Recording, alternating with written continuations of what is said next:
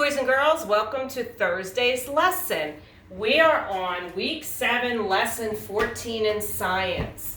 So, I want to go over our objectives. So today we're going to continue our discussion about matter and properties, and we're going to talk about sink and float. And sink and float is a property of matter that you can observe.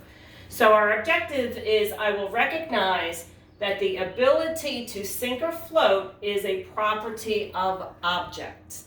All right, so I want you to have a piece of paper and a pencil, and I'm going to ask you to just make a quick chart writing these words: stick, silver spoon, black spoon, and penny.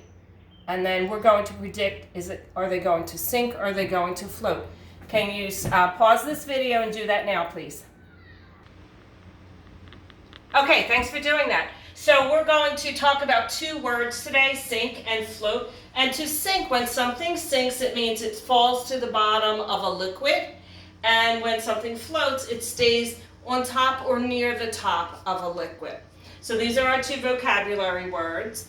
And we're going to do an investigation and think about these items, objects, and see if are they going to sink or float. So what I want you to do is, if you each time we do this with an item, I want you to predict whether it's going to sink or float. So you could just put a mark in either of these boxes. Okay, so now I have just a wooden stick that I found outside, and I want you to stop and think about it's probably about 6 inches long, and think about whether it's going to sink or it's going to float. All right, mark your prediction for the stick. And then we're going to drop it into the bucket, and this is just plain tap water, and see what happens. Okay, so we see that the stick floats. So if your prediction wasn't right, that's okay. That's why we do this. All right, the next item we're going to use is the silver spoon. Okay, so the property of the color is silver. So I'm going to see if does it sink or does it float. I'm going to drop it in the bucket. And you can probably hear it too. All right, it went right to the bottom. So that silver spoon is a sink. All right, and now we're going to use a black spoon. So this is very similar in shape and very similar in size. And we're going to see what this is, whether does it sink or does it float. All right, so you can see it's floating on the top of the water. So that is not sinking, it's floating. And then we'll do one last object, which is the penny.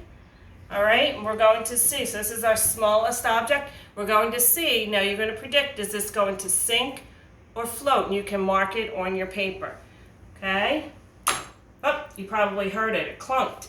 It went clink because it hit the spoon. All right, it's at the very bottom. So that penny did not float. We can say that a penny will sink to the bottom. Okay, so these materials, I want to now talk about the materials, and let's dig my hands in here. And I want to talk about what they're made out of and kind of compare them. Let's talk about that. All right, so first we have the stick. Let's mark down what happened. What happened with this stick? First of all, it's made out of wood. Okay, it's made out of wood. And did it sink or did it float? Well, it floated. I'm going to put a check mark there.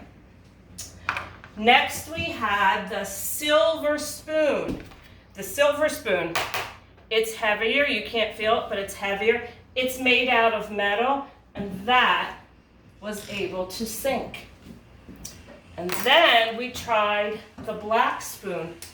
Boys and girls, the black spoon is made out of plastic. It's much lighter than the silver spoon, which is made out of metal. So we said that one was a float. And then last but not least, we had the penny, our smallest object, yet it went straight to the bottom. So that, because it's made out of metal, so we can say that sank, or that's a sink. Okay, we're going to stop right there. Okay, welcome back. So, boys and girls, we know that all matter has particles. And we want to talk about these objects. So these all have particles. Now there's a word that is called density. And density, or you can say something is dense, means how tightly packed those particles are. So I'm going to show you a demonstration. We think about we're going to compare our two objects, the metal spoon and the plastic spoon. The metal spoon is heavy and the plastic spoon is light. So I want to use these, I'm going to show you an example. So imagine the particles in the metal spoon are packed tightly together. Okay? That's going to give it more mass, and that's why it is heavy, so that it has the ability to sink. Now I want you to think of the plastic spoon as still having particles, but they're kind of scrambled about. There's a lot more space in between there, so they're not as dense as the tightly packed metal particles. So the plastic particles, there's not a lot of it there, so it's going to be light, and the metal, there's a lot of particles and they're packed together, so that's why it's heavy, so that's why this would float. That's why this would sink, and the plastic spoon would float. Okay, so that's density, or we say something is very dense. That means it has a lot, there's a lot of it, a lot of the particles, and they're tightly packed together.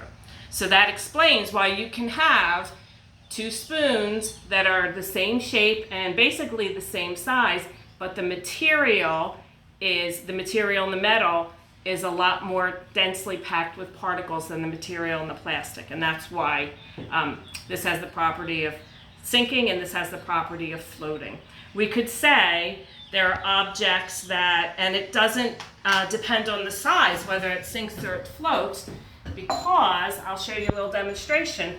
So I have here, these are two balls. This is just a plastic ball, and this is a hard ball. It's a bouncy ball. All right, we put them both in the water. Think about which one's going to sink and which one's going to float. Put them both in the water. Okay, same size. The difference is the bouncy ball is heavy and it's packed with a lot of particles inside. The plastic ball is hollow. There's just air inside. So these have densely packed particles. This does not. So this is going to sink and this is going to float. We can do a more extreme example by showing a marble, and look at the difference in size. This is a water polo ball. My daughter used to play water polo, so we still have one. So water polo ball, and you think about, so this is much larger than the marble. Think about, this is made out of rubber and it's hollow. So let's see what's going to happen. We'll put the marble in. Is it going to sink or float? It went right to the bottom, so that one's a sinker. We could say that will sink. And then let's look at the water polo. All right, that floats right on the top. Because, why? Because the particles in the marble are very, very dense. There's a lot of them. They're tightly packed. It makes it heavy and it will go down. And the particles in here, it's a hollow ball, so there's not a lot to it. So it's going to float. Okay, all right, boys and girls, sink or float, property of matter. You can do this with lots of different materials. Just ask permission before you do it at home and make a prediction. Why is it going to sink? Is it going to float? And why do you think that? Think of the properties and think about those particles, whether they're packed together and there's a lot of them, or they're not as many and it's going to float. Okay, so go back to our objective. Recognize that the ability to sink or float is a property of objects. So the next, after this video, I have another video up for you to watch, and it's a video that talks about density, and you're going to hear a story about it, and it's very, what we'll call dense. It's very thick. There's a lot to it. So you can watch it, and you don't have to watch the whole thing at once, but I think you'll enjoy it. And boys and girls, any enrichment activities I put on, they're a little bit more challenging. I don't give you an assignment for the videos, except for this video, but I want you to have exposure to it, and I think it's an interesting topic, so I think you would like it. You have homework due on Sunday at 12 o'clock, and please have that in on time and make sure it's complete. And thank you so much for those of you who are really doing a great job. Boys and girls, you're awesome and doing a wonderful job. We're winding down. We only have a few more lessons, but keep going and keep learning and keep doing your best. All right, thanks for listening and have a great day.